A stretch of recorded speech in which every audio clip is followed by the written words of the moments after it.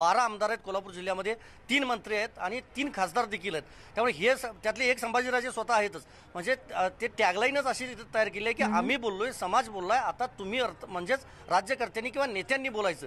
मग त्या दिवशी या सगळ्या आमदार मंत्र्यांनी हे बोलणं महत्वाचं आहे. त्यामुळे राज्य सरकारच्या विरोधात एक रोष प्रचंड वाढू शकतो जर उदयनराजे भोसले आंदोलनात उतरले तर. कारण त्या जिल्ह्यातले मंत्री पुन्हा एकदा आमदार तुमच्याकडे येणार आहे, पण दरम्यान मराठा आरक्षणासाठी लढणारे याचिकाकर्ते दिलीप पाटील सर देखील आता आपल्या सोबत आहेत. दिलीपजी, आताची एक महत्वाची बैठक जी थेट दृश्य सध्या आपण पुण्यात बघतो, जिथे हे दोन्ही महत्वाचे नेते सध्या चर्चा करतायत. तुमच्या काय अपेक्षा आहेत, तुमची काय पहिली प्रतिक्रिया या भेटीबद्दलची? पहिली गोष्ट आपण एक विचार करायला पाहिजे की संभाजीराजे एक संयमी म्हणून आणि त्यांचा शांत स्वभाव यासाठी प्रसिद्ध आहेत. बऱ्याच वेळा ते असं नाही की शांत असलं तर आक्रमक होतात. आणि उदयन महाराजांचं देखील एक प्रतिमा जर बघितली तर एक आक्रमक नेते म्हणून असं एक प्रतिमा आहे. जर दोन नेते जर एकत्र येऊन राहिले, कारण कुठलंही जर आंदोलन असेल तर दोन्ही प्रकारने चाललं जातं. कार्यकर्त्यांच्या मध्ये एक संयमी लोक असतात की ज्यांना वाटतं की आपण शांतपणे आंदोलन करायला पाहिजे. काही लोक असतात की जे ज्यांचं म्हणणं आहे की सरकारचं लक्ष वेधायचं प्रवृत्त थोडं आक्रमक आपण आंदोलन केलं पाहिजे. आणि दुसरी गोष्ट आहे की त्याचबरोबर असे पण लोक असतात की जे लोक असतात कायद्याने लढणारी वेगळे असतात, त्याचबरोबर जे काही टेक्निकल गोष्टीवर लढणार. तर जे दोन राजे जर काही एकत्र येत असतील आणि अशी जर बैठक होत असेल तर या बैठकीतनं आपण असं म्हणायला पाहिजे की मराठा समाज याकडे फारच सकारात्मक दृष्ट्या बघतोय की आतापर्यंत जे काही आपण म्हणतोय तर ते आक्रमक याला एक आंदोलन जे करणारे लोक आहेत त्यांना एक बळ मिळेल. दुसरी गोष्ट असं आहे की कोल्हापुरातलं जे मूक आंदोलन होतंय त्याचबरोबर जे काही आक्रमक पद्धतीने आंदोलन करायचे ज्या लोकांचं म्हणणं आहे त्या लोकांना त्या बरोबर उदयन महाराजांसारखे लोक आले आणि आंदोलनात सक्रिय झाले तर त्या तो जर क्षण आता असं म्हणता येईल की मराठा समाजाच्या दृष्टीनं एक निर्णायक क्षण असं याकडे आपण बघायला पाहिजे, ऐतिहासिक क्षण असं बघायला पाहिजे. कारण उदयन महाराजांच्या सारखं नेतृत्व जर पुढे येणं म्हणजे मराठा समाजाला परिपूर्ण अशा पद्धतीनं आपण जातोय असं मराठा समाजाचं त्या या भेटीकडे लक्ष आहे. आणि त्यातून लवकरात लवकर ही एक आंदोलनाची जी दिशा आहे, जी कोल्हापुरातली दिशा आहे, त्याचबरोबर आणखी एक महाराष्ट्रातनं एक नवीन दिशा तयार होईल दोघांच्या भेटीतनं. त्यामुळे प्रचंड मोठं. दिलीप पाटील आता आपल्यासोबत आहेत, त्यांचा आवाज आपल्यापर्यंत नीट पोहोचू शकत नाही, पण राजेंद्र कोंढरे सर देखील आता आपल्यासोबत आहेत, मराठा क्रांती मोर्चाचे समन्वयक. राजेंद्रची ही बैठक आता सुरू झालेली आहे, अशी थेट दृश्य आता आपण बघतोय. तुमच्या काय अपेक्षा आहेत आणि तुमची काय प्रतिक्रिया आहे या भेटीबद्दल? काय अपेक्षा तुम्ही बाळगता या भेटीकडून? बघा, दोन राजे आहेत आणि दोघांचं जनमानसामध्ये फार मोठा फॉलोअर आहे. आणि ही शक्ती त्यांची असल्यामुळं ती शक्ती जर त्या दोन्ही राजांनी लोकलढ्यासाठी वापरली तर निश्चितपणे मराठा समाजाला एक दबाव तयार करून राज्यकर्त्यांकडून आमच्या मागण्या मंजूर करण्यासाठी त्याचा निश्चित उपयोग होऊ शकतो. आणि त्या दृष्टीने आजची भेट आहे, या भेटीकडे आम्ही सकारात्मक दृष्ट्या बघतो. संभाजीराजे ह्या विषयात काम करतच आहेत आणि उदयन महाराजांनी सुद्धा ह्याच्यामध्ये पूर्णपणे पहिल्यापासून पाठिंबा दिलाय. पण दोघांनी एकत्र येऊन जर आंदोलनाची दिशा ठरवली तर निश्चितपणे त्याचा फायदा मराठा समाजातल्या तळागाळातल्या लोकांना होईल. आणि त्या दृष्टिकोनातनं आजच्या भेटीकडे आम्ही आशादायी नजरेने पाहतोय आणि त्याच्यातनं लोकांच्या अपेक्षा पूर्ण कराव्यात असंच लोकांचं मत आहे.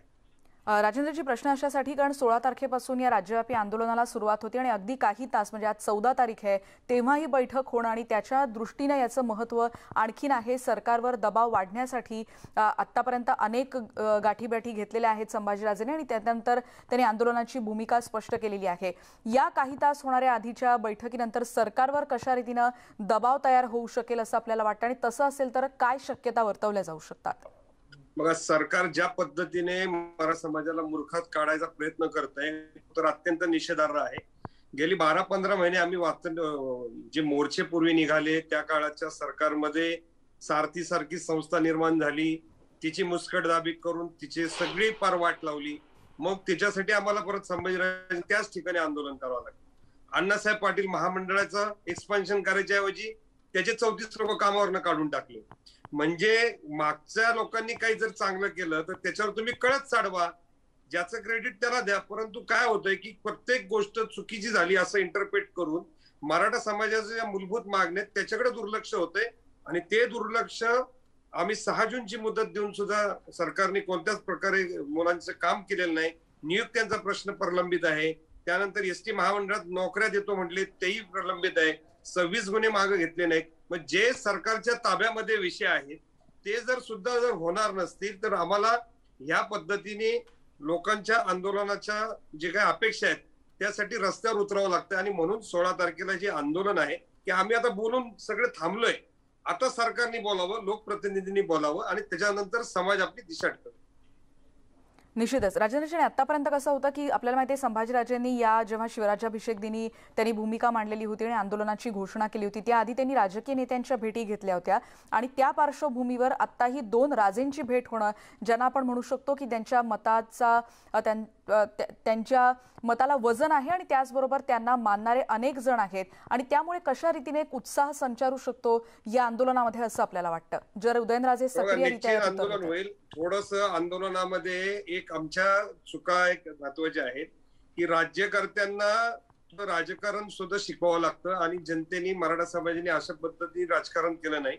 परंतु राजकीय व्यवस्थेला ज्या वेळेस धोका तयार होतो तो कधी होतो, तो जनमताचा रेटा मोठ्या प्रमाणावर निर्माण झाला की राज्यकर्ते कुठलाही असला तरी तो घाबरतो आणि तो जनमताचा रेटा ज्यावेळेस तयार होईल त्यावेळेस सरकार निश्चितपणे सगळ्या मागण्या आमच्या 100% मंजूर करत आणि त्या दृष्टीने ज्यांचं जनमानसात स्थान आहे असे 2 राजे तर आहेतच, पण महाराष्ट्राच्या समाजकारणामध्ये फार मोठ्या प्रमाणावर अशी लोक आहेत. ह्याच लोकांसह राज्यकर्त्या पक्षातले लोक आहेत, इतर पक्षातले, भाजपमधले, ह्या सर्व मराठा समाजातल्या नेत्यांनी एकत्र येऊन मराठा समाजाच्या मागण्यांचा विचार करून त्यातून सोडवण्यासाठी जर प्रयत्न केला तरच तो लोकलढा यशस्वी होईल. आणि त्या दृष्टिकोनातनं 16 तारखेला आम्ही जे आवाहन केलं की सर्व राजकीय पक्षाच्या लोकांनी त्या ठिकाणी यावं. अतिशय पवित्र भूमीमध्ये त्या ठिकाणी हे आंदोलन आम्ही सुरू करतोय आणि त्या आंदोलनातच महाराष्ट्रामध्ये एक नवी दिशा पुन्हा आम्हाला देण्यासाठी त्याचा उपयोग होईल. निश्चितच. आपण बघतोय एकीकडे या बैठकीचे अपडेट्स काही काळानंतर आपल्याला मिळणार आहेत, पण हे दोन्ही राजेंची ही महत्त्वाची भेट सध्या सुरू आहे आणि त्या संदर्भात दिलीप पाटील सर देखील आता आपल्या सोबत आहेत. दिलीप पाटील, तुम्ही एक महत्त्वाचा मुद्दा मगाशी मांडत होता आणि त्यानंतर तुमचा आवाज आमच्यापर्यंत पोहोचू शकला नव्हता. तुम्हाला कशा रीतीने वाटतं की या भेटीमुळे या आंदोलनाला बळ मिळू शकेल? पहिली गोष्ट, आता मगाशी मी सांगितल्या पद्धतीनं की हे 2 आहेत. आपण आंदोलन हे दोन्ही प्रकारने चालतं. एक संयमाचं आंदोलन आहे आणि त्याचबरोबर आक्रमक आंदोलन. जर का राज्यकर्त्यांना जर का आपल्याला जर जाग करायचं असेल, राज्यकर्त्यांना जर का आपले जर भूमिका जर का जोरदार प्रमाणे मांडायचं असेल तर मात्र आक्रमक आंदोलन देखील गरजेचं आहे, संयमाचं आंदोलन देखील गरजेचं आहे. आणि आता जर का उदयन महाराज आणि संभाजीराजे दोघं जर एक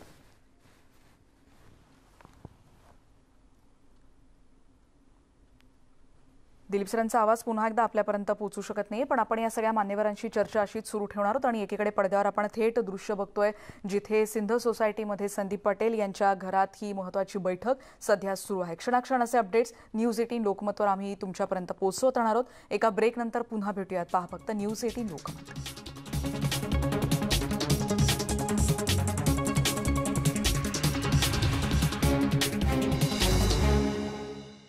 पासून